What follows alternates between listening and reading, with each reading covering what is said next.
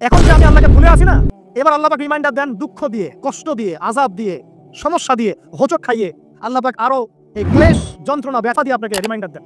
কেন দেন জানেন? যাতে আপনি আল্লাহর দিকে ফিরে আসেন। এমন হয় না জীবনে? জীবনে চলতে পড়তে আমরা অনেক সময় হোঁচট খাই না, কষ্ট পাই, লস হয়, আযাবে পড়ি, আল্লাহর শাস্তিতে পড়ি না? এগুলো আল্লাহ পাক নিয়ামত, রহমত, যাতে আমরা আল্লাহর দিকে আবার ফিরে আসি, এগুলো রিমাইন্ডার। এরপরে রিমাইন্ডার কি জানেন? প্রত্যেকদিন 5 বার রিমাইন্ডার দেওয়া হয় আযানের মাধ্যমে, নামাজে আসো, নামাজে আসো, নামাজে আসো, রিমাইন্ডার যাতে আপনি আল্লাহর দিকে ফিরে আসেন। আবার সপ্তাহে সপ্তাহে রিমাইন্ডার দেওয়া হয়, জুমার নামাজ, নামাজে আসো, নামাজে আসো, সাপ্তাহিক রিমাইন্ডার দেওয়া হয়। আবার বছরে বছরে রিমাইন্ডার দেওয়া হয়, রমজান মাস, রমজান মাস, রমজান মাস। আমার কথা বুঝতে পারছেন? এই রমজান যেটা এসেছিল, এটা আমাদের জীবনের রিমাইন্ডার ছিল, চলে গেল। চলে যে গেল, সে আমাদের মতো মানে গাদ্দার না। এখনকার মানুষরা ছেড়ে চলে গেলে সব নিয়ে চলে যায়। রমজান চলে গেলে সব দিয়ে চলে যায়। কথা বুঝতে পারছেন? এখনকার মানুষরা যখন ছেড়ে চলে যায় কেউ কাউকে, তখন সব নিয়েই চলে যায়। এই যে আপনার গার্লফ্রেন্ড ছেড়ে চলে গেছে, সব নিয়ে চলে গেছে না? নাকি কিছু দিয়ে গেছে? স্মৃতি দিয়ে গেছে নাকি? ওই স্মৃতিতে যুবকরা এখন গান বাজনা করে আর গাঁজা খায়, ইয়াবা খায়। তো এখনকার বিচ্ছেদগুলো এমন হয়, বিচ্ছেদের মধ্য দিয়ে সবই নিয়ে চলে যায়, কিন্তু রমাদান এমন নয়। রমাদান চলে গেলে সব দিয়ে চলে যায়। যুবক ভাই, আপনাকে বলছি, দেখেন, এই রমাদানের শিক্ষাগুলাই জাস্ট যদি আমরা ধরে রাখতে পারি, সারা জীবন আমাদের জীবনের কিছু লাগবে না। এইসব আমি কি বলবো বিষয়গুলো? আমি লিখে আনছি কয়েকটা বিষয় আপনাদেরকে বলি। দেখুন, রমাজানকে চির সবুজ করে রাখতে হবে। এই যে রমাজান চলে গেছে, শাওয়াল মাস দিয়ে গেছে, প্রথম যে কাজটা আমাদেরকে দিয়ে গেছে, শাওয়াল মাসে 6টা রোজা রাখতে হবে। আল্লাহ তৌফিক দান করুন। আল্লাহ আমাকে তৌফিক দান করুন, আপনাদের সবাইকে তৌফিক দান করুন।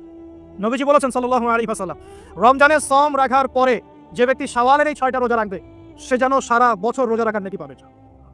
আমরা কি সারা বছর রোজা রাখতে সক্ষম না? কিন্তু অতএব এই 6টা রোজা রাখলেই সারা বছর সওমের নেকি পাবো ইনশাআল্লাহ। পারা যাবে ইনশাআল্লাহ। আল্লাহ পাক আমাকে তৌফিক দান করুন, আপনাদের সবাইকে তৌফিক দান করুন, আমিন। 1 নাম্বার। 2, রমাদান যখন এসেছিল আমাদেরকে শিখিয়ে গেছে তাকওয়া। আল্লাহ পাক বলেছিলেন না, কুতিবা আলাইকুমুস সিয়াম কামা কুতিবা আলাল লাযিনা মিন ক্বাবলিকুম লাআল্লাকুম বলেন তাত্তাকুন। সওমের উদ্দেশ্যই ছিল তাকওয়া। আর তাকওয়া মানেটা কি? বাজারে কিনতে পাওয়া যায়? 10 টাকার তাকওয়া দেন। হ্যাঁ হুজুর, এই বোতলে একটু তাকওয়া ফুকে দেন, বাসায় গিয়ে খাই, তাকওয়া অবলম্বন হয়ে যাবে। তাকওয়া কি? লাআল্লাকুম তাত্তাকুন। আসুন, এক কথায় উত্তর দিচ্ছি, তাকওয়া মানে আল্লাহ পাকের সমস্ত নিষেধ ছেড়ে দেওয়া। আমি বলি নাই তাকওয়া মানে আল্লাহর সমস্ত আদেশ মেনে চলা, কারণ আল্লাহ পাকের আদেশ মেনে চলাটা সহজ, আল্লাহ পাকের সমস্ত নিষেধ বর্জন করা অনেক কঠিন। এই যে রমজান মাসে রোজা রেখেছিলাম, হালাল স্ত্রী আমি ছেড়ে দিয়েছি। হালাল স্ত্রী সহবাস করেছেন রোজা রাখা অবস্থায়? করেন নাই? তোমাদের তো স্ত্রী হয় নাই, এখন হইব ইনশাআল্লাহ। তবে এই ডিসিশন নেওয়ার আগে 100 বার ভাবতে হবে। এই ডিসিশন যদি ভুল হয়, সারা জীবন জাহান্নাম হবে। এই ডিসিশন যদি ঠিক থাকে, এই দুনিয়াতে জান্নাত ইনশাআল্লাহ। আবার বলছি, এই ডিসিশন যদি ভুল হয়, তাহলে এই দুনিয়ায় হবে জাহান্নাম। আর এই ডিসিশন যদি ঠিক থাকে, ইনশাআল্লাহ দুনিয়ায় হবে কি? জান্নাত। বেওয়াকুফ কিছু বলতে পারে, দুনিয়াকে জান্নাতের সাথে তুলনা করলো। আবার দুনিয়াকে জান্নাতের সাথে তুলনা করলাম নাকি উপমা দিলাম? দুনিয়া হবে জান্নাত মানে কি দুনিয়ার জান্নাত হয়ে যাবে? নাকি আপনি জান্নাতের নাজ নেয়ামত প্রশান্তির কিছুটা হলো পাবেন দুনিয়াতে? এইটাই বুঝাইছে। কিছু মানুষের ইন্টেলেকচুয়াল অবস্থা এতই নিম্নমানের, মানে গরু ছাগল টাইপের, যে একটা রূপকথাও বুঝতে চেষ্টা করেন। রূপকথা। আবার যদি বলি কাশ্মীর একটা জায়গা, সুবহানাল্লাহ, এত চমৎকার, এত সুন্দর, মনে হয় দুনিয়ার একটা জান্নাত। তো বলদ বলবে, বলদ দুনিয়ার কাশ্মীরকে জান্নাতের সাথে তুলনা করলো। দেন এত অ্যামিবা চিনেন? অ্যামিবা একটা প্রাণী চিনেন? ওই যে একটা বক্সের মধ্যে মাছগুলো ঘোরাঘুরি করে, দেখেছেন বাসায়? এরা কেন ঘুরে, কখনো জিজ্ঞেস করেছেন নিজেকে ওরা কেন একই রাস্তায় বারবার ঘুরে? হ্যাঁ বলেন। ব্রেনের ধারণ ক্ষমতা এতটুকুই, ও যে রাস্তা দিয়ে যায় ও ভুলে যায় কোন রাস্তা দিয়ে এসেছে। ওই জন্য প্রতিবার এই রাস্তাকে ওর কাছে নতুন বলে মনে হয়। এত স্বল্প জ্ঞান আল্লাহ পাক ব্রেন তাকে দিয়েছে। কিন্তু তারপরেও সে আল্লাহর অবাধ্যতা করে না, কিন্তু সে আল্লাহর ইবাদত করে। ওই মাছও আল্লাহর ইবাদত করে। এখন আমাদের সমাজে এমন কিছু মানুষ দেখতে পাওয়া যায়, জ্ঞান বুদ্ধি মাশাআল্লাহ এমন বলদের পর্যায়ে, যদি বলি কাশ্মীর মনে হচ্ছে জান্নাত, বলবে যে কাশ্মীরকে জান্নাতের সাথে তুলনা করছে। সুবহানাল্লাহ। যাই হোক, আপনাকে যেটা বলছিলাম, যদি এই বিয়ের ডিসিশন আপনি ঠিক রাখতে পারেন, দুনিয়াতে জান্নাতের একটা ফ্লেভার পাবেন ইনশাআল্লাহ। এই সৌভাগ্য নবী সাল্লাল্লাহু আলাইহি ওয়াসাল্লামের হয়েছিল, কারণ তার ঘরে খাদিজা রাদিয়াল্লাহু আনহার মতো একজন স্ত্রী ছিল। সারা দুনিয়া তার বিরুদ্ধে, কিন্তু বাসায় গেলে তিনি প্রশান্তির সাথে থাকেন। এটা নিয়ামত না? আর নূহ আলাইহিস সালাম, সারা দুনিয়ার সাথে লড়তে হয়, বাসায় এসে আবার ওয়াইফের সাথে লড়তে হয়। নূহ আলাইহিস সালামের ওয়াইফ কিন্তু ইমানদার ছিলেন, বুঝছেন দাদা? তো এই যে দুনিয়াতে পরীক্ষা। এখন দেখুন, আপনাদেরকে বলতে চাচ্ছি যে রমাদান আমাদেরকে তাকওয়া শিখিয়েছে, মানে আল্লাহ পাকের সমস্ত নিষেধ বর্জন করা। একটা হাদিস বলি, আপনি বুঝতে পারবেন। আল মুমিন মুসলিম, আল মুমিন আল মুসলিম মান সালিমাল মুসলিমুনা মিন লিসানিহি ওয়া ইয়াদিহি, যার হাত এবং জবান থেকে অন্য মুসলিম নিরাপদ থাকে। আর আল মুহাজিরকে মানহাজরা মা নাহাল্লাহু আন, আল্লাহ পাক যা নিষেধ করেছেন এখান থেকে সে দূরে থাকে। আল্লাহর নিষেধ থেকে দূরে থাকে। আল্লাহর নিষেধ থেকে দূরে থাকলে পরে তাকওয়ার ফ্লেভার পাওয়া যায়।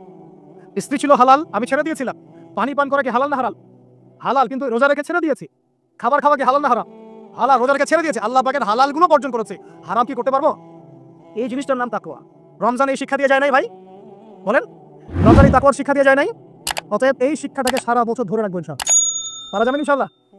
আল্লাহ আমাকে তৌফিক দেখ, আপনাদের সবাইকে তৌফিক দেখ, যেন সারা বছর যে কাজই করবো আল্লাহ সন্তুষ্টির জন্য করবো, যে কাজই করবো নবীর তরিকায় করবো, যে কাজ আল্লাহর নবী এবং আল্লাহ পছন্দ করেন সেই কাজ বেশি বেশি করবো, যে কাজ আল্লাহ নবী পছন্দ করেন না সেই কাজ করবো না। সহজ কথা ইনশাআল্লাহ। আল্লাহ আমাকে তৌফিক দেখ, আপনাদের সবাইকে তৌফিক দেওয়ার। আর এই কাজটা শুধু নামাজে, রোজায়, হজ জায়গাতেই না, বরং আপনার ব্যবসা, আপনার সংস্কৃতি, আপনার পরিবার, আপনার রাজনীতি সবখানেই করতে হবে। এই জায়গায় সমস্যা, এই জায়গায় মানুষ মানতে চায় না।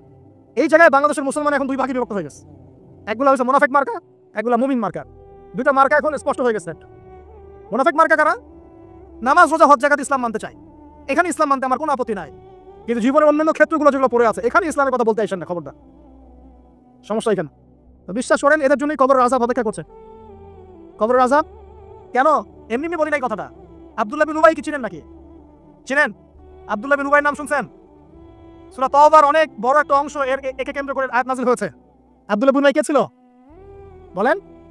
মুনাফিকের সর্দার, শুধু মুনাফিক না, মুনাফিকের। এখন বলেন তো আব্দুল্লাহ বিন উবাই নামাজ পড়তো কিনা? আব্দুল্লাহ বিন উবাই নবীর সাথে উহুদের মাঠেও যাচ্ছিলেন, নবীর সাথে তরোয়াল নিয়ে উহুদের মাঠে যাচ্ছিলেন যুদ্ধ করতে। রাস্তা থেকে ব্যাক করেছে যদিও বা, যাচ্ছিল তো নাকি? আচ্ছা, আব্দুল্লাহ বিন উবাই মসজিদে গিয়ে নামাজ পড়তো না বাসায় নামাজ পড়তো? কোন মসজিদে? যেই মসজিদে যাওয়ার জন্য আমরা দোয়া করি আল্লাহ আমাদেরকে নববীতে যাওয়ার তৌফিক দাও, তাই না? ওইখানে কি নামাজ পড়তো? সে নবীকে দেখেছে কি দেখে নাই? নবীর পিছনে নামাজ পড়েছে কি পড়ে নাই? এখন বলেন, তাহলে আব্দুল্লাহ বিন উবাই কেন জাহান্নামে যান? কেন তার কবরের সামনে নবীকে দাঁড়াতে আল্লাহ নিষেধ করলেন? কেন বললেন তুমি যদি 70 বার ইস্তেগফার করো মাফ করবো না? কেন বললেন? সমস্যা একটাই, সে প্রকাশ্যে ইসলামের কিছু বিধানকে স্বীকার করলেও মন থেকে পরিপূর্ণ ইসলাম কোশ্চিন কালো স্বীকার করে না। এরকম লোক যদি আমাদের মধ্যে কেউ থেকে থাকেন, আমার ওয়াজ যদি আপনার কানে চলে যায়, আল্লাহর ওয়াস্তে আজকে তওবা করে পরিপূর্ণ ইসলামে ফিরে আসেন, আল্লাহ পাক তৌফিক দান করুন। আমল করতে পারেন আর না পারেন, কমসে কম স্বীকার করেন যে হ্যাঁ ইসলাম একটা পরিপূর্ণ জীবন বিধান। জাস্ট স্বীকার করেন, আমল না করলে আল্লাহ মাফ করে দেন ইনশাআল্লাহ।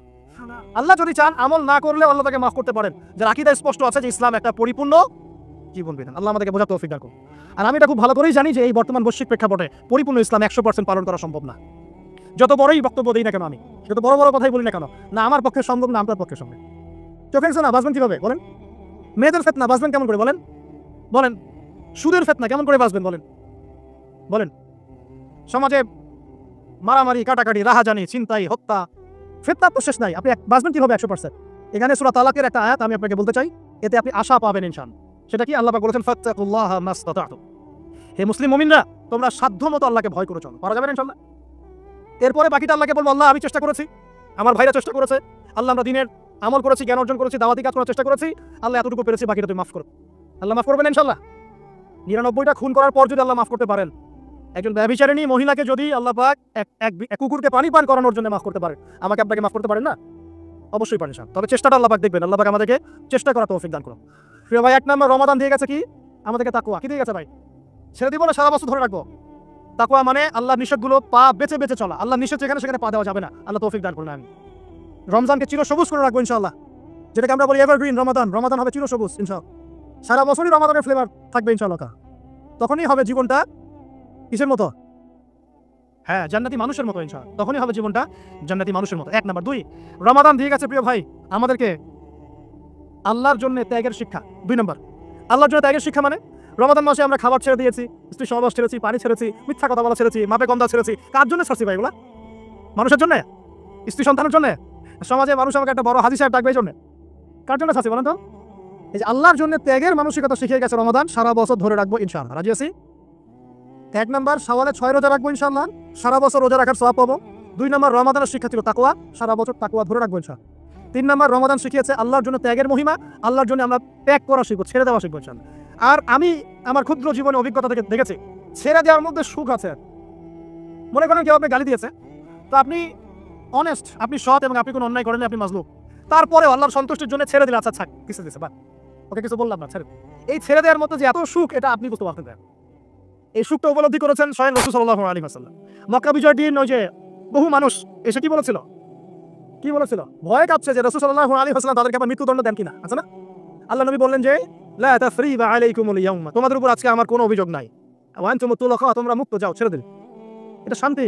ইউসুফ আলাইহিস সালামের ভাইরা কুয়াতে ফেলে দিয়েছিল না? সেখান থেকে মিশরের বাজারে, সেখান থেকে রাজপ্রাসাদে, সেখান থেকে জেলখানায়, জেলখানা থেকে রাষ্ট্র ক্ষমতায়। কি লাইফ, ট্র্যাজেডি, লাইফের ট্র্যাজেডি দেখেছেন? এখন ইউসুফ আলাইহিস সালাম যখন শেষে ভাই থেকে চিনলেন, তিনি কি ভাইদের প্রতি প্রতিশোধ দিয়েছেন? বলেছেন যাও মাফ করে দিলাম ছেলে। এটাই শান্তি। আল্লাহর জন্য ত্যাগের মহিমার মধ্যে শান্তি আছে। আল্লাহ পাক আমাদেরকে ত্যাগ করার তৌফিক দান করুন। তাই বলে সব জায়গায় আবার ত্যাগ করা যাবে না, এটাও মাথায় রাখতে হবে। বুঝতে পারছেন না কথা বলুন? মনে করেন যে আপনার পরিবারে আপনার বোনকে কেউ টিস করেছে, নাউজুবিল্লাহ, ছেড়ে দিব? যা বাবা তুই টিস করেছিস, যা দিলাম ছেড়ে, এরকম? মনে করেন যে কারো সমাজের মধ্যে কাউকে ধর্ষণ করা হচ্ছে, নাউজুবিল্লাহ, আর আমরা বলবো যে যাক মানবতা দেখালাম, ছেড়ে দিলাম, ইসলাম তো মানবতা ধর্ম, যাও ছেড়ে দিলাম, বললাম হবে? সব জায়গায় ইসলাম মানবতা শেখায় না, কারণ কোনো কোনো জায়গায় মানবতা না শেখানোটাই ফরজ। একজন চোরের উপর আপনি কি মানবতা দেখাবেন? একজন ধর্ষকের উপর আপনি কি মানবতা দেখাবেন যে আরো ধর্ষণ করবো বা যা উৎসাহ দিবেন? একজন খুনি, আপনি কি তাকে মানবতা দেখাবেন না ফাঁসি দিবেন? তো এই যে কিছু মানুষ এখন বলে ইসলাম মানে শান্তি, আর শান্তি মানে শান্তির সুবাতাস বলছে। ওরা ওই যে ইসলাম থেকে বদর, উহুদ, খন্দক, খাইবার সব কাট করে ফেলছে। এগুলো ইসলামে নাই। ইসলামে শুধু আছে সালাম, সালাম, আফসুস সালাম, খালি সালাম দিবা আর তোমরা কি করবো, খাবার খাওয়াবা, ব্যাস। আর ইসলামে যে আরো বড় বড় বিধানগুলো আছে এগুলো পাশ কাটিয়ে এড়িয়ে যাবে। ইসলাম তো শান্তির ধর্ম। আরে বাবা, শান্তি মানে কি? শান্তি মানে আল্লাহর বিধানগুলো মেনে নিয়ে আল্লাহর সামনে আত্মসমর্পণের মধ্য দিয়ে শান্তি অর্জন করা। এই হলো ইসলামের ডেফিনেশন। আল্লাহ পাক আমাদেরকে পূর্ণাঙ্গতা বোঝার তৌফিক দান করুন। আমি যেটা বলছিলাম প্রিয় ভাইরা, অন্যের কষ্ট উপলব্ধি করে আমরা সারা বছর অন্যের স্বার্থকে অগ্রাধিকার দিয়ে বলছিলাম। যদি আমাদেরকে কেউ কষ্ট দেয়, আল্লাহর রাস্তায় মাফ করে দিবেন, তবে যেখানে মাফের কোনো সুযোগ নেই সেখানে মাফ করতে চান। আল্লাহ পাক বোঝার তৌফিক দান করুন। 4, রমাদান দিয়ে গেছে, গরিবের কষ্ট উপলব্ধি করার মানসিকতা। যখন না খেয়েছিলাম তখন গরিবের কষ্ট বুঝি নাই। না খেয়ে থাকলে কেমন লাগে, পানি না পান করতে পারলে কেমন লাগে। হ্যাঁ, এটা আল্লাহ পাক কেন দিয়েছেন? যাতে করে আমরা সমাজের এই দুস্থ মানুষগুলোর কষ্ট বুঝতে পারি। আল্লাহ পাক সারা বছর আমাদেরকে গরিবের সেবা করার তৌফিক দান করুন। আর এখন গরিবের রক্ত খুব চষে খাওয়া হয়, তাই না ভাই? গরিবের রক্ত চষা একটা সমাজ চলতেছে, আর রক্ত চষা একটা অর্থনীতি চলতেছে। এই অর্থনীতির জনক বাংলার মাটিতে না, এই অর্থনীতির জনক পশ্চিমের। এটা সারা বিশ্বে ফর্ম করা হয়েছে। এর মধ্য দিয়ে গরিবের রক্তকারী চুষতে থাকবে, চুষতে থাকবে। কারা চুষবে? পুঁজিবাদীরা। কারা চুষবে? এটা আবার কি? কোনো ওয়াজে তো শুনি নাই পুঁজিবাদ আবার কি জিনিস। এটাকে ক্যাপিটালিজম বলে। পুঁজিবাদ মানে সমাজের একটা অংশের মানুষের কাছে ধন সম্পদ কক্ষীভূত হবে, বাকিরা আস্তে আস্তে গরিব হতে থাকবে দিন দিন। এটা হচ্ছে কিনা? সমাজে এই স্তরবিন্যাসটা বাড়ছে কিনা? এই তো ঢাকা শহরে গিয়ে দেখেন না, বড় বড় কিছু জায়গা, গুলশান, বনানী, বাড়িধারা, এই বসুন্ধরা, দেখবেন খালি টলেস্ট বিল্ডিং, প্রতিযোগিতা প্রতিযোগিতা। আর একটা বড় অংশ দেখবেন খালি বস্তি আর বস্তি আর বস্তি। এই যে দেখছেন তারতম্য, দেখছেন? এটা সারা বিশ্বে হচ্ছে সুদের কারণে। কিসের কারণে ভাই? 1 নম্বর সুদের কারণে, 2 নম্বর দুর্নীতির কারণে, 3 নম্বর হচ্ছে এই যে বোগাস একটা মনিটরি সিস্টেম চলছে এর কারণে। এটা বুঝেন খুব ভালোই যে কি দিতে হবে, খাদ্যদ্রব্য দিতে হবে, দিরহাম দেওয়া যাবে না ফেতরা, তাই না ভাই? এটা তো খুব ভালোই বোঝেন। তো নবী সাল্লাল্লাহু আলাইহি ওয়াসাল্লাম যে গোল্ড দিনার আর সিলভার দিরহাম ইউজ করতেন, আপনি এখন কাগজের টাকা ইউজ করেন কেন? বলেন এখন কথা বলেন। এটা তো খুব ভালোই বুঝলেন যে খাদ্যদ্রব্য দিয়ে ফেতরা দিব। খাদ্য দিয়েছেন নবী, খাদ্যই দিব। চাল দিয়েছেন চাল, খেজুর খেজুর, কিসমিস কিসমিস। তাহলে নবী তো দিনার আর দিরহাম ইউজ করেছেন, তা আপনি এখন কাগজের টাকা ইউজ করেন কেন? আমি যে 5-10 বছর আগে বলছিলাম যে এই সিস্টেমটার মধ্যে সমস্যা আছে, তখন তো খারেজি মারলেন ফটো একদম। তখন তো খারেজি মারলেন ফটো। এখন এতটুকু বুদ্ধি মাথায় আসে না? দিনার দিরহাম এটাই ইসলামিক কারেন্সি, এটাই ইসলামিক কারেন্সি। আমরা যেগুলো চালাচ্ছি এগুলো ইসলামিক কারেন্সি নয়, কিন্তু পুরো বৈশ্বিক প্রেক্ষাপটে আমরা মানতে বাধ্য হচ্ছি। ইসলামিক খেলাফতি ইসলামিক পলিটিক্যাল ভিউ, কিন্তু সারা বিশ্বে খেলাফত নাই, আমরা মানতে বাধ্য হচ্ছি। ডেমোক্রেসি, সেকুলারিজম মানতে বাধ্য হচ্ছি। এটা বাধ্য হয়ে আমরা করছি, কিন্তু তাই বলে তো ইসলামিক জিনিস আর অন ইসলামিক জিনিস একাকার হয়ে যায় নাই, হয়ে গেছে? পর্দা, শরিয়া পর্দা পুরো উপর থেকে প্রতিষ্ঠা নাই, অনেকেই বেপর্দায় চলছে। আমরা তো বেপর্দা সমাজে চলতে বাধ্য হচ্ছি, হচ্ছে না? হচ্ছে কিনা? এটা বাধ্য হয়ে আমরা করছি, কিন্তু কেউ মেনে নিয়েছে এটা? এই ইন্টেলেকচুয়াল ল্যাকিংসের কারণেই তো আজকে এই অবস্থা। প্রিয় ভাইরা, বোঝার চেষ্টা করেন গভীর থেকে। রমাদান মাস গরিবের কষ্ট উপলব্ধির মাস ছিল। আল্লাহ পাক আমাদের সবাইকে গরিবের কষ্ট বোঝার তৌফিক দান করুন। আর আল্লাহর ওয়াস্তে চেষ্টা করবেন গরিব মানুষকে খাওয়ানোর, এতিমের দায়িত্ব নেওয়ার। প্রত্যেকটা এলাকায় এলাকায় এতিমখানা গড়ে তোলেন, এতিমদেরকে ফ্রি পড়াশোনার ব্যবস্থা করেন, তাদেরকে কোরআন শেখান, তাদের পিছনে টাকা ইনভেস্ট করেন, তাদের মাথায় হাত বোলান। আল্লাহ রহম করবেন সব। আল্লাহ তৌফিক দান করবে। আমিন। এরপরে রমজান শিখিয়ে গেছে আমাদেরকে 5 নাম্বার। বেশি লম্বা করবো না, আমি আপনাদেরকে বিরক্ত করতে যাচ্ছি না, 10টা পয়েন্ট বলছি। 5 নাম্বারটা দেখুন, এটা মনোযোগ দেন, এটা খুব ইম্পর্টেন্ট। রমজান দিয়ে গেছে কোরআন। রমজান কি দিয়ে গেছে ভাই? এটাই তো সবচেয়ে বড় কথা নাকি রমজানের সবচেয়ে বড় কথা কি? এই মাসে কি হয়েছে? কোরআন নাজিল হয়েছে। তো রমজান মাস চলে গেছে, আমরা কি কোরআনটাকে এখন বন্ধ করে রেখে দিব ভাই? রমাদান মাসে কারা কারা কোরআন খতম করেছেন হাত তুলেন দেখি। সুবহানাল্লাহ, মাত্রই কয়জন? রমাদান মাসে কোরআন খতম করেছেন কারা কারা? অন্তত একবার। আল্লাহু আকবার। আল্লাহ আমাদেরকে মাফ করুন, আমিন। আল্লাহ আমাদেরকে মাফ করুন, আমিন। আমি খুবই হতাশ হলাম। রমাদান মাসে কোরআন অন্তত একটা বার তো খতম করা উচিত ছিল নাকি ভাই? আচ্ছা, রমজানের সওম রাখেন কেন জানেন? রমজান মাসে কোরআন নাজিল হয়েছে, এটা রমজানের সম্মান। আল্লাহ পাক বলেন নাই শাহরু রমাদান আল্লাযী উনজিলা ফীহিল কোরআন? আল্লাহ পাক বলেন রমজান সেই মাস যেই মাসে কোরআন নাজিল হয়েছে। ইন্না আনজালনাহু ফী লাইলাতিল কদর, কদরের রাতে আমি কোরআন নাজিল করেছি। তাহলে রমাদান মাসে কোরআন পেয়েও যারা কোরআন পড়লো না, বুঝলো না, খতম করলো না, আমি তাদের জন্য আফসোস ছাড়া কিছু করতে পারছি না। আচ্ছা যাই হোক, যা করেছেন তওবা করা যাবে তো ইনশাআল্লাহ? আমার সাথে বলেন আস্তাগফিরুল্লাহ আল্লাযী লা ইলাহা ইল্লা হুয়াল হাইয়ুল কাইয়ুম ওয়া আতুবু ইলাইহি। আল্লাহ আমাদের সবাইকে কোরআন তেলাওয়াত করার তৌফিক দান করো, সবাইকে কোরআন তেলাওয়াত শেখার তৌফিক দান করো। আর ভাই যোগ্যতা অর্জন করে তো দিনের কাজ করতে হবে, আগে তো কোরআন তেলাওয়াত করা শিখতে হবে নাকি? আল্লাহ পাক সবাইকে কোরআন তেলাওয়াত শেখার তৌফিক দান করো, কোরআনের তাফসীরগুলো পড়ার তৌফিক দান করো। আল্লাহ পাক প্রতি মাসে কমপক্ষে একবার করে কোরআন খতম করার তৌফিক দান করো। আল্লাহর রাসূল রমজান মাসে কোরআন এক খতম করতেন, জিবরাইল আলাইহিস সালাম আসতেন, তিনি পড়তেন, তিনি শুনতেন, তিনি পড়তেন, তিনি শুনতেন, এভাবে তারা প্রতি রমাদানে কোরআন খতম করতেন কিনা? তার মানে মাসে কোরআন খতম করা রাসূলের সুন্নাত না? তা আমরা কি এই সুন্নাতটা জীবিত করতে পারবো না ইনশাআল্লাহ? প্রত্যেকদিন এক পারা করে পড়লেই হয়ে যায়। এক পারা মানে 20 পৃষ্ঠা, এই হাফেজি কোরআনের 20 পৃষ্ঠা, সময় লাগবে সর্বোচ্চ 1 ঘন্টা থেকে 1.5 ঘন্টা, সর্বোচ্চ 1 ঘন্টা থেকে 1.5 ঘন্টা। যারা হাফেজ তাদের সময় লাগে আধা ঘন্টাও না, আধা ঘন্টা। পারবো না ভাই ইনশাআল্লাহ? আল্লাহ পাক এই রমজান মাসের এই কোরআনকে সারা বছর আঁকড়ে ধরার তৌফিক দান করুন। এই কোরআন নাজিল হওয়ার পরেই আইয়ামে জাহিলিয়াত পরিবর্তন হয়েছিল, আবু জাহেলের শাসন পরিবর্তিত হয়ে মুহাম্মাদের শাসন হয়েছে। অতএব কোরআন থেকে বিমুখ জাতি কখনো দিন কায়েম করতে পারবে না। আল্লাহ পাক বোঝার তৌফিক দান করুন। আর যুবক ভাইরা একটু ওয়াদা করতে পারি তো ইনশাআল্লাহ সবাই কোরআন তেলাওয়াত করা শিখবো, প্রত্যেক মাসে এক খতম দিব ইনশাআল্লাহ, কোরআনের অর্থ পড়বো ইনশাআল্লাহ। না অর্থ পড়ার দরকার নাই, খালি প্রত্যেক হরফে 10 নাকি কামাই করবো, অর্থ পড়ার কোনো দরকার নাই ভাই। আচ্ছা যাক, কিছু মানুষ আবার রাগ করে অর্থ পড়তে বললে, কারণ স্বার্থ আছে। যদি আপনারা কোরআনের অর্থ পড়া শুরু করেন এবং হাদিসকে চর্চা করা শুরু করেন, দিনই পড়াশোনা করা শুরু করেন, তখন তো অনেক ধর্ম ব্যবসা বন্ধ হয়ে যাবে। কথা বুঝতে পারছেন না? আপনারা যদি শিক্ষিত হওয়া শুরু করেন, কোরআনের A to Z অর্থ পড়া শেষ করেন, হাদিসগুলো পড়া শুরু করেন, ওলামায়ে কেরামের সাথে পরামর্শ করে বইপত্র পড়া শুরু করেন, হ্যাঁ, বিভিন্ন ইসলামিক কোর্সগুলো করতে থাকেন, আস্তে আস্তে আপনার যোগ্যতা বাড়বে। তখন তো আপনি কি করবেন না, ধর্মের নামে বিভ্রান্ত হতে চাইবেন না। অনেকের তখন ধর্ম ব্যবসাটা কি হবে, বন্ধ হয়ে যাবে। অতএব এই কারণে অনেকে চায় না যে মানুষ কোরআনের অর্থ বুঝুক। আমি আমার মন থেকে আপনাদেরকে রিকোয়েস্ট করছি, সবাই কোরআনের অর্থটা পড়ার চেষ্টা করেন। পারা যাবেন ইনশাআল্লাহ ভাই? আল্লাহ আমাকে তৌফিক দেখ, আপনাদের সবাইকে তৌফিক দান করেন। আর কমপক্ষে দিনে এক পারা করে কোরআন তেলাওয়াত করবেন। আল্লাহ মা বোনদেরকে তৌফিক দেখ, আপনাদের সবাইকে তৌফিক দান করেন। এটা হলো 5 নাম্বার। 6 লাইলাতুল কদর মনে আছে কোন দশকে ছিল? আচ্ছা কি মনে হয় আপনাদের এবার কদর কততম রাতে ছিল? কি মনে হয় বলেন তো, কে কি বলেন?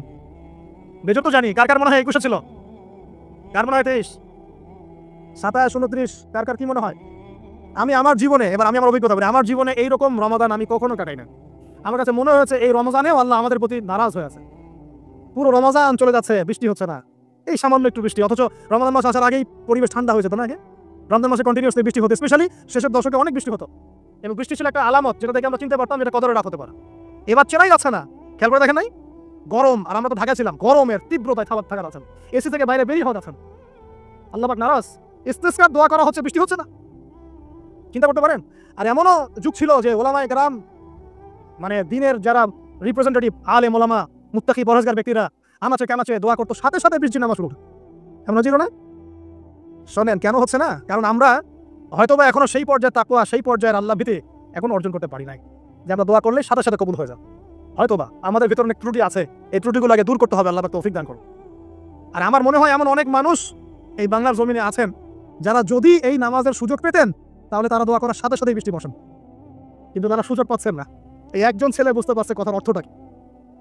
এমন বহু মানুষ বাংলার মাটিতে আছে, হয় তারা যদি সুযোগ পেত নামাজটা পড়া, হয়তো বা বৃষ্টি হোক। নাই বুঝলেন, একটু লেটে বুঝি।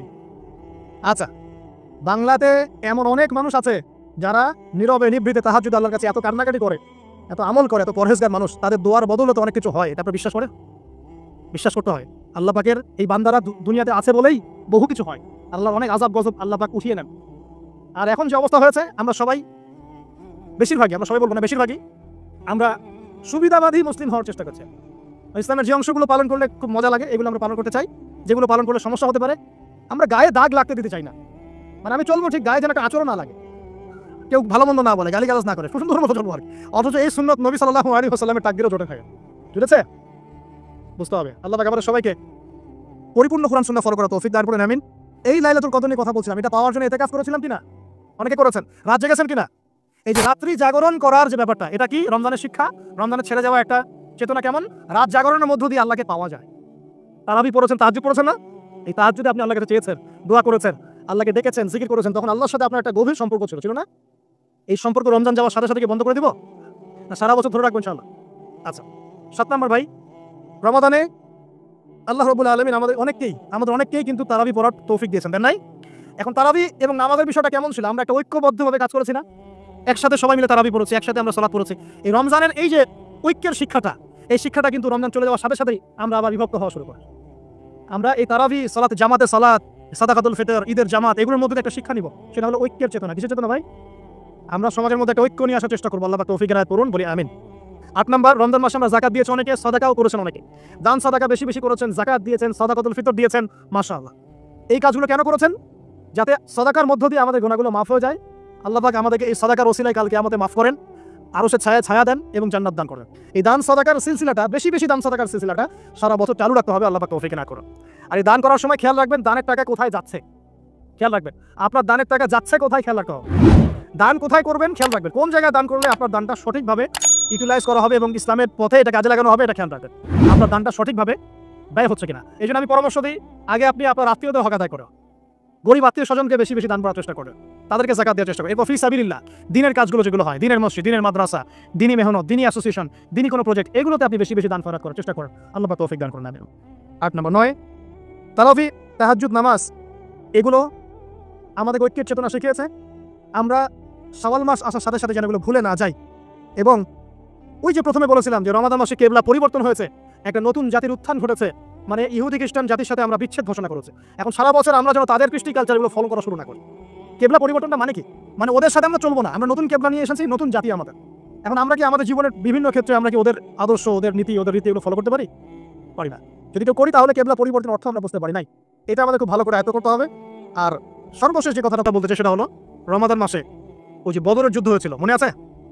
ওই যে প্রথমে বলেছিলাম, তো বদরের যুদ্ধটা ছিল জালেমের বিরুদ্ধে মাজলুমের অবস্থা। আবু জাহেল জালেম ছিল না, নবী সাল্লাল্লাহু আলাইহি ওয়াসাল্লাম তারা মাজলুম ছিলেন না। এই যে মাজলুমের লড়াই জালেমের বিরুদ্ধে, এটা সারা বছর কন্টিনিউ থাকতে হবে। এটা কেমন? আমাদের সবার নফসই এখন জালেম, জালেম কিনা? নফস তো চায় উড়ে বেড়াতে, আল্লাহর বিধান মানতে চায় না, নামাজ পড়তে চায় না, দান সদকা করতে চায় না, যাকাত দিতে চায় না, সব দুনিয়াবি বিষয়ে ব্যস্ত থাকতে চায়। নফসকে আগে কন্ট্রোল করেন, নফসের জুলুমগুলো আগে দমন করেন। পরিবারে বহু জালেম আছে না? পরিবারের মধ্যে জুলুম বন্ধ করেন। তারপর আস্তে আস্তে অর্থনীতি ব্যবসায় আসেন, এখানে জুলুম আছে না? এই জুলুম বন্ধ করার চেষ্টা করেন। তারপরে সমাজের মধ্যে অনেক জুলুম হয় না? এই জুলুমগুলো বন্ধ করার চেষ্টা করেন। বদরের চেতনা মানে হচ্ছে সব সর্বস্তরের জুলুমের বিরুদ্ধে মাজলুমের একটা অবস্থা। এই চেতনা রমজান শিখিয়েছে। আল্লাহ পাক এই যে কিয়ামতের মাঠে আমল নামা ছুড়ে দিবেন, ছুড়ে দিয়ে আমল নামায় ঘুরতে থাকবে, কারো ডান হাতে কারো বাম হাতে, যার হাতে আমল নামা আসুক না কেন, যে হাতে আসুক না কেন, আল্লাহ পাক সবাইকে একটা কথা বলবেন, ইকরা কিতাবাক, তুমি তোমার কিতাব পড়ো, কাফা বিনাফসিকা আল-ইয়াওমা আলাইকা হাসিবা, আজকে তুমি তোমার হিসাব নেওয়ার জন্য যথেষ্ট। আমরা সবাই একটা করে উপন্যাস লিখছি, আমরা সবাই একটা করে উপন্যাস লিখছি আমল নামার আমাদের কাজের মধ্য দিয়ে। এর চেয়ে ভয়ঙ্কর বিষয়টা হচ্ছে এই উপন্যাসটা আপনাকে পড়তে বলা হবে সবার সামনে। আমার কথা বলে বোঝা যায় না? আমরা একটা গল্প লিখছি আমল নামায়, উপন্যাস লিখছি, যার একটা মোমেন্ট বাদ যাচ্ছে না। এই যে এখন আমরা বসে আছি, এটা আপনার উপন্যাস উঠে গেছে, আমল নামা উঠে গেছে। মাফ করবেন যদি কালকে আবার দেখেন যে আমল নামাকে উপন্যাস বলে যা ব্যাখ্যা করলাম তো। এবার এই শব্দ দিয়ে আবার তুলকালাম করে ফেলেন না। বোঝানোর জন্য বলেছি যুব সমাজ উপন্যাস বোঝে, এই জন্য বলেছে। বৈধ ভালোবাসা, অবৈধ আসক্তি। এখন এই অবৈধ আসক্তিগুলোর মধ্যে একটা হচ্ছে হারাম মেয়েদের প্রতি ভালোবাসা, যেটা এখন এই মুসলিম সমাজের মহামারী বলা যায়। অন্য পয়েন্টসগুলো আজকে আমি বলার সময় পাচ্ছি না, এগুলো নিয়ে অনেকদিন বলেওছি, ইনশাল্লাহ আগামীতে বলবো। দুনিয়া, মাদক, অন্যান্য বিষয়গুলো পরে টাচ করবেন সব। আজকে যে বিষয়টা নিয়ে কথা বলার বেশি দরকার, যেহেতু আগামীতে একটা সময় আসছে যখন এই বিষয়টাকে নিয়ে মানুষ বেশি পাপে লিপ্ত হবে, এই জন্য বলছি। এটা হচ্ছে হারাম ভালোবাসা, আল্লাহ পাক বৈধ করেননি।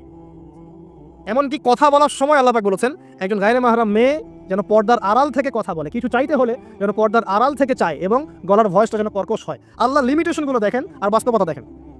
আল্লাহ পাকের লিমিটেশন হচ্ছে এরকম যে একজন মেয়ে যে আমার স্ত্রী নয়, তার সাথে আপনি ফোনে কথা বলতে পারবেন না, প্রেমালাপ করতে পারবেন না, আপনি তার দিকে কামনার দৃষ্টিতে তাকাতে পারবেন না, আপনি তাকে স্পর্শ করতে পারবেন না, তার সাথে নির্জনে কোথাও সময় কাটাতে পারবেন না। আল্লাহর বাইন্ডিংসগুলো দেখেন। একজন নারীর সাথে ফোনে কথা বললেই কিন্তু সেক্সুয়াল সম্পর্ক হয় না, হয়। একজন গায়রে মাহরাম মেয়ের সাথে যদি আপনি বসে কফি খান তাহলে কিন্তু যৌন সম্পর্ক স্থাপিত হয়নি, এখন হয়। তারপরেও আল্লাহ রাব্বুল আলামিন বলছেন ওয়ালা তাকরাবু জিনা, এটা নাম আল্লাহ দিয়েছেন জিনা, আর বলছেন করো না এমনটা নয়, বরং ধার কাছেও যেও না। মানে একটা সীমারেখা দেওয়া আছে, একটা মাঠ, এর চারপাশে একটা বাউন্ডারি দেওয়া আছে, বাউন্ডারি পর্যন্ত। আল্লাহ বলছেন মাঠে ঢুকো না এমনটা বলছেন না, আল্লাহ বলছেন মাঠের বাউন্ডারির কাছেও যেও না। কথা বুঝতে পারছেন? ফল খেও না, না ওয়ালা তাকরাবা হাদিহি শাজারা, এই গাছটার কাছেও যেও না। মিলাতে পারছি? আমি বুঝতে পারছি? আদম এবং হাওয়া আলাইহিস সালাম এই গাছের ফল খেও না এমন কথা ছিল না, কথা ছিল এই গাছের কাছেও যেও না। একই কথা আল্লাহ বলছেন জেনা করো না নয়, ওয়ালা তাকরাবু জিনা, জিনার কাছেও যেও না। এখন এটা হচ্ছে আল্লাহর নিষেধাজ্ঞার একটা বাইন্ডিংস, লস, একটা পিলার, একটা বাউন্ডারি। আর আপনি বাস্তবতা দেখবেন ভিন্ন, যে গায়রে মাহরাম ছেলে মেয়ে এরা অ্যাডাল্ট, এদের যৌন চাহিদা আছে, সেক্সুয়াল চাহিদা আছে, একে অপরের সাথে কোনো মাহরামের সম্পর্ক নাই।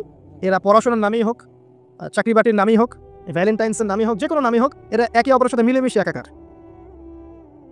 এরা কথা বলছে, কথা বলার পরে আরও কাছে যাচ্ছে, ভালোবাসার প্রণয় বিনিময় করছে, এক পর্যায়ে কফি খাচ্ছে, ডেটিংয়ে যাচ্ছে, ঘুরছে ফিরছে, এই করতে করতে করতে এক পর্যায়ে তারা হারাম জেনায় লিপ্ত হয়ে গেল, বিছানায় চলে গেল।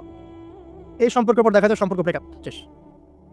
এবং এই ঘটনাগুলোর নাম দিচ্ছি আমরা কাছে আসার গল্প। কার কাছে? যার কাছে আল্লাহ যেতেও নিষেধ করেছে, বলে আচ্ছা করা বুঝছি না। আর আমরা বলছি না, কাছে আসারই গল্প। কাছে আসার গল্প হতে পারে মায়ের সাথে, মায়ের কাছে আসার গল্প হতে পারে, স্ত্রীর কাছে আসার গল্প হতে পারে, আমার সন্তানের কাছে আসার গল্প হতে পারে, দেশের কাছে আসার গল্প হতে পারে।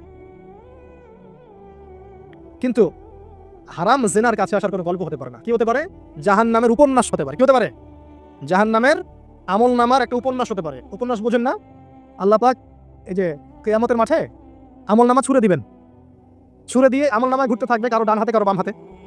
যার হাতে আমল নামা আসুক না কেন, যে হাতে আসুক না কেন, আল্লাহ পাক সবাইকে একটা কথা বলবেন, ইকরা কিতাবাক, তুমি তোমার কিতাব পড়ো, কাফা বিনাফসিকা আল-ইয়াওমা আলাইকা হাসিবা, আজকে তুমি তোমার হিসাব নেওয়ার জন্য যথেষ্ট।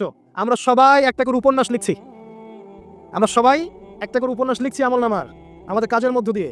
এর চেয়ে ভয়ঙ্কর বিষয়টা হচ্ছে, এই উপন্যাসটা আপনাকে পড়তে বলা হবে সবার সামনে। আমার কথা মনে বোঝা যায় না? আমরা একটা গল্প লিখছি আমল নামায়, উপন্যাস লিখছি, যার একটা মোমেন্ট বাদ যাচ্ছে না। এই যে এখন আমরা বসে আছি, এটা আপনার উপন্যাস উঠে গেছে, আমল নাম উঠে গেছে। মাফ করবেন যদি কালকে আবার দেখেন যে আমল নামাকে উপন্যাস বলে যা ব্যাখ্যা করলাম তো। এবার এই শব্দ দিয়ে আবার তুলকালাম করে ফেলেন না। বুঝানোর জন্য বলেছি যুব সমাজ উপন্যাস বোঝে, এই জন্য বলেছি। যুবকরা উপন্যাস বোঝেন না? আপনারা বিভিন্ন উপন্যাস পড়েছেন, যারা জেনারেল লাইনে পড়েছেন অনেক উপন্যাস পড়েছেন। এই জন্য বললাম, বুঝানোর জন্য। আমল নামা কখনো উপন্যাস নয় যে আপনি আর আমি একটা উপন্যাস লিখছি, নিজের গল্প নিজেই লিখছি, নিজের কাজের মধ্য দিয়ে নিজের উপন্যাস নিজেই লিখছি। এবং এটার মধ্যে সবচেয়ে ভয়ঙ্কর কথা হচ্ছে, এইটা সবার সামনে আমাকে পড়ে শোনাতে হবে।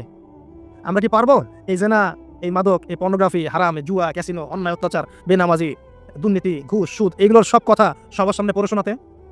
আমরা কি পারবো আদৌ? আমরা কি প্রস্তুত? পড়তে কিন্তু হবেই ভাই, সবাইকে পড়তে হবে। আলেম, জালেম, কাফের, মুশরিক, মুনাফিক সবাইকে পড়তে হবে। ইকরা কিতাবাক এক বচনে এসেছে, মানে এক একজন মানুষকে আল্লাহ পাক বলছেন যে তুমি তোমার বই পড়ো, তোমার কিতাব পড়ে শোনাও, কাফা বিনাফসিকা আল-ইয়াওমা আলাইকা হাসিবা, আজকে তুমি তোমার হিসাব নেওয়ার জন্য যথেষ্ট।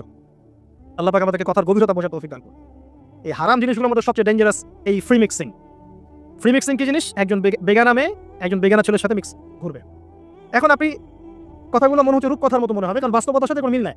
বাস্তবতায় আপনি গিয়ে দেখবেন যে স্কুলে পড়ছে মাশাআল্লাহ গায়রে মাহরাম ছেলে মেয়ে, এবং নাম দিচ্ছে এরা friends, just only friends, friends only, বন্ধু, ক্লাসমেট। কিন্তু এর বয়স মাশাআল্লাহ 16, এর বয়স 20, বা এর বয়স 15, এর বয়স 18। উভয়ের যৌন চাহিদা হয়েছে বালেগ এবং বালেগা। এই বয়সে আসার আরো 5-6 বছর আগে সে বালেগা হয়ে গেছে।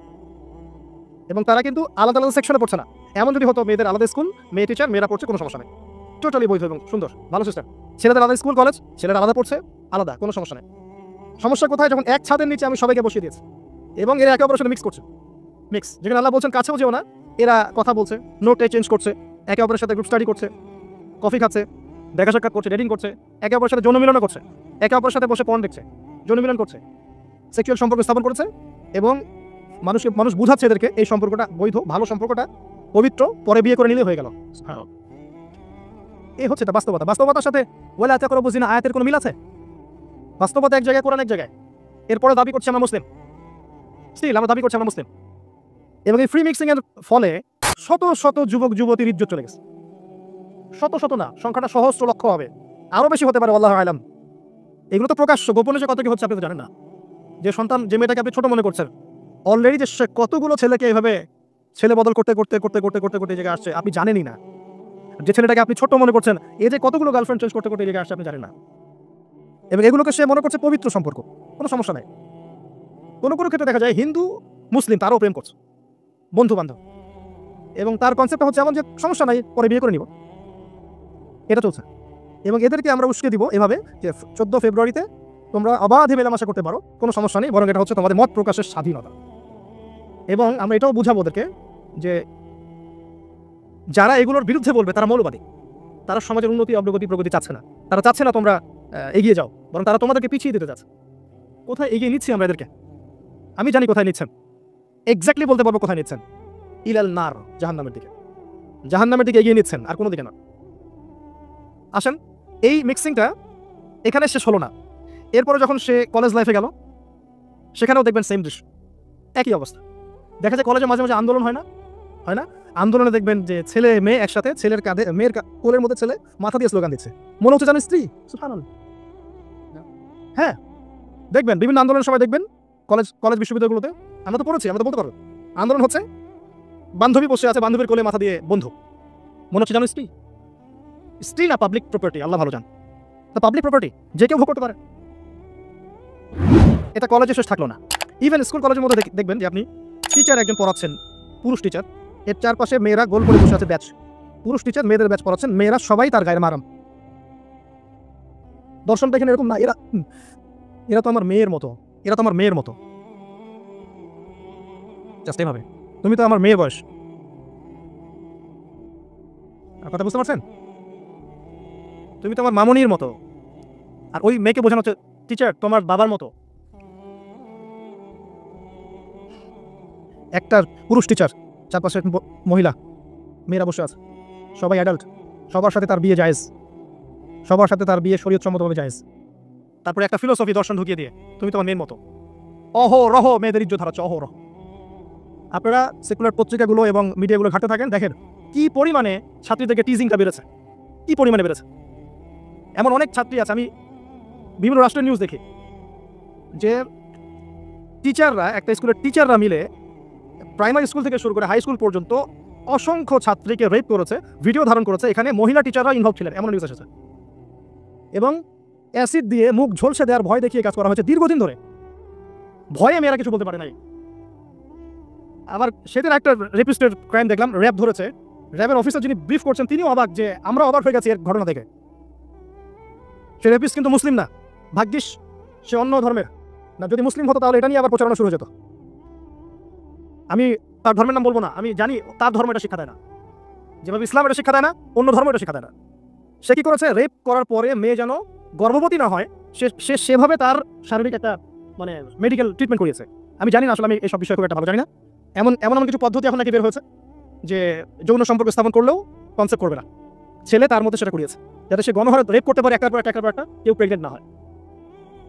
র্যাবের অফিসার ব্রিফ করছেন, দেখেন ভিডিও, ফ্রি মিক্সিং।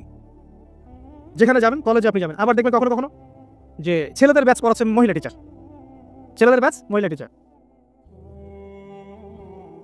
তুমি তোমার ছেলের মতো, আর তাকে শেখানো হচ্ছে যে সে তো তার মায়ের মতো। আবার আমাদের ঢাকা শহর অত্যাধুনিক যে প্রতিষ্ঠানগুলো আছে সেখানে গিয়ে দেখবেন যে ফর্মাল ড্রেসে মিস ক্লাস নিচ্ছে, formal dress, shirt pant tie. বিভিন্ন জায়গায় গিয়ে দেখবেন মহিলারা এভাবে শার্ট প্যান্ট গেঞ্জি জিন্স পরে ঘুরে বেড়াচ্ছে, শপিং মলসে, এয়ারপোর্টে, এইখানে সব জায়গায় চারপাশে। এটা তো ফ্রি মিক্সিং এর সাথে আরেকটা পাপ হলো কি, নবী সাল্লাল্লাহু আলাইহি ওয়াসাল্লাম বলেছিলেন যে শেষ জামানে এক শ্রেণী মেয়ে বের হবে যারা কাপড় পরেও নগ্ন থাকবে। এরা সেই ক্যাটাগরি যাদের ব্যাপারে আল্লাহ রাসূল বলেছেন তারা জান্নাতে যাবেও না, জান্নাতের গন্ধ পাবে না। শুধু ফ্রি মিক্সিংটাই সমস্যা না, এবং এটা শুধু স্কুল এবং কলেজে সীমাবদ্ধ নেই, চাকরির ক্ষেত্রেও দেখবেন সেই অফিসের বসের হাতে অনেক মেয়ে নির্যাতিত হয়েছে, বেতন বেশি দেওয়ার কথা বলে, প্রমোশন দেওয়ার কথা বলে। আর মেয়েরা তো একটু অবলা জাতি হয়, একটু অবলা হয়, তাদের একটু মায়া মহব্বত বেশি থাকে, ইমোশনটা বেশি থাকে, তারা খুব বেশি কনভিন্স হয়ে যেতে পারে। ভালো স্বপ্ন দেখিয়ে, রঙিন স্বপ্ন দেখিয়ে তাদের কত মানুষ ইজ্জত নষ্ট করে ফেলেছে আল্লাহ ভালো জানে। এরপরেও দেখবেন, এই সমস্যার পরেও দেখবেন তার উপরে আবার আছে পর্নোগ্রাফি, মানে মানুষ রাতের বেলা শুয়ে শুয়ে নগ্ন মুভিজ দেখছে আর দেখছে। এটাকে উপরের লেভেল থেকে বন্ধ করার কোনো প্রয়াস নেওয়া হয়নি এখন পর্যন্ত। এমন অনেক কান্ট্রি আছে এই বিশ্বের মধ্যে যারা কিন্তু ইন্টারনেট সেকশনটাকে নিয়ন্ত্রণ করে, সব সাইট আমার দেশে চলতে পারবে না। ইভেন আমরা যে হারে ফেসবুক চালাই, চাইনিজরা কিন্তু এইভাবে চালায় না, ওদের সামাজিক যোগাযোগ আলাদা মাধ্যম আছে, জানেন, সব জায়গায় একটা রেস্ট্রিক্টেড ব্যবস্থা আছে। পর্নোগ্রাফি যেগুলো দিয়ে ব্লু ফিল্মস দেখানো হয় সারা দেশের মানুষকে, একটা জাতির মানুষকে, এটা তো অ্যাটলিস্ট বন্ধ করা যেত। এটা বন্ধ করাটা তো নিঃসন্দেহে কোনো মৌলবাদী কাজ নয়, সন্ত্রাসী কাজ নয়, জঙ্গিবাদী কাজ নয়, তাই কি? এটা যখন আপনি দেখছেন সারাদিন ধরে, সারা রাত ধরে, এই ছেলেপেলেরা ম্যাক্সিমামই আসক্ত এগুলোতে। ইভেন এখন মেয়েরাও এগুলো দেখে, আপনি সেকুলার মিডিয়াগুলো রিপোর্টগুলো দেখেন, তারাই বলছে এগুলো। স্কুলে গিয়ে মেয়েদের ইন্টারভিউ নিচ্ছে, তোমরা কি এটা দেখো? মেয়েরা বলছে যে হ্যাঁ আমরাও দেখি, আমরা কথাবার্তা বলি যে নতুন একটা আইটেম আসছে, এটা দেখ, এভাবে তারা কথা বলছে বসে ক্লাসের মধ্যে। তো যখন ছেলেমেয়েরা এগুলো অবাধে দেখবে, যুবক যুবতী কিশোরীরা, এরপরে আবার ফ্রি মিক্সিং, তার উপরে আবার বেহায়াপনা, নগ্নতা, পোশাক আশাকের পর্দার বালাই নাই, তখন আপনি চিন্তা করেন সমাজটা কি হতে পারে। আবার এগুলোকে আমরা দিবসের মধ্য দিয়ে উৎসাহিত করছি, কাছে আসার গল্প, আসো আরো জানা করো। কোথায় ইসলাম আর কোথায় কোরআন আর কোথায় সেই পর্দা, কোথায় কি? আর ওই যে দেখেন একটা মেয়ে মুস্কান, ও তার নিকাব খুলবে না, 200-300 কুকুরের সামনে বলছে আল্লাহু আকবার। তো জান্নাত আসলে কাদের জন্য? এই অবস্থায় এই অবস্থায় যদি আমরা কেউ খাস পর্দা করছি, এখন যারা আবার খাস পর্দা করছি তাদেরকে আবার বাঁকা চোখে তাকানো হচ্ছে, আবার কাউন্টার, এমনি তো চলছে এগুলো, আরও আবার কাউন্টার, একটা জায়গা বাকি রাখছে না শয়তান আপনাকে ফিতনায় ফেলার জন্য। এই অবস্থায় কেউ যদি পর্দা করতে যায় ওকে আবার বাঁকা চোখে তাকানো হচ্ছে, এ তো ভালো সুবিধার মনে হচ্ছে না। তোমার বোরখার নিচে বন্টম আছে নাকি?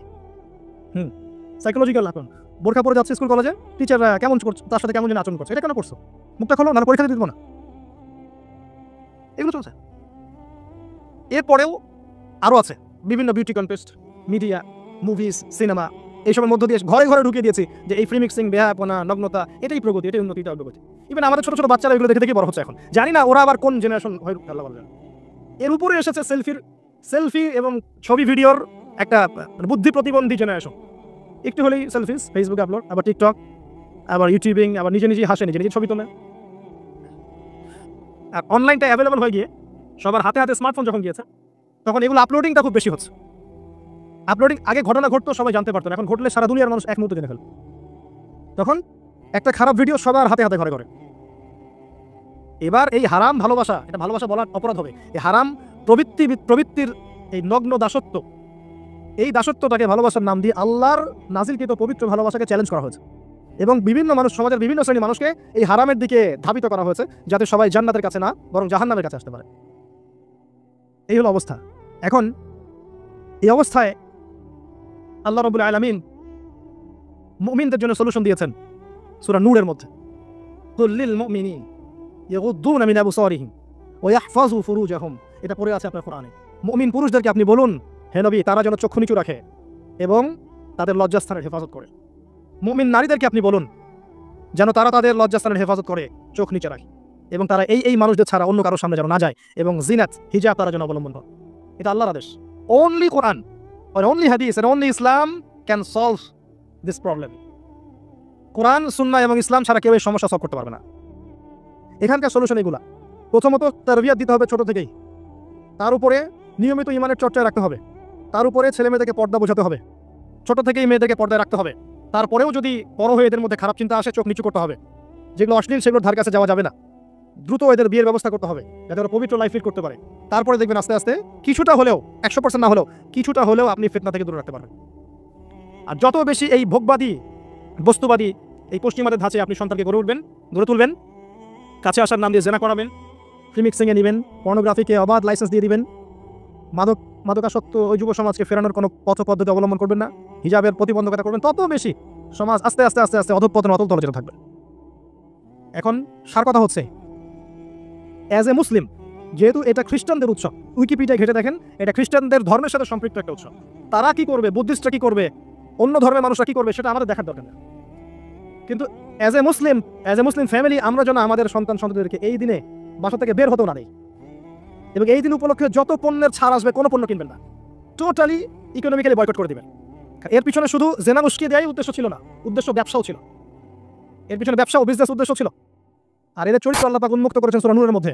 আল্লাহ বলছেন, শোনেন, লিসেন টু মি, ইন্নাল্লাযীনা ইউহিব্বুনা আন তাসিআল ফাহিশাতু ফিল্লাযীনা আমানু লাহুম আযাবুন আলীম ফিদ দুনিয়া ওয়াল আখিরাহ ওয়াল্লাহু ইয়া'লামু ওয়া আনতুম লা তা'লামুন। নিশ্চয়ই যারা পছন্দ করে, ভালোবাসে, মানে ওরাও ভালোবাসে, নিশ্চয়ই যারা ভালোবাসে যে মুমিনদের মধ্যে অশ্লীলতা, বেহায়াপনা, ফাহিশা ছড়িয়ে পড়ুক, তাদের জন্য যন্ত্রণাদায়ক শাস্তি আছে এই দুনিয়া এবং পরকালে।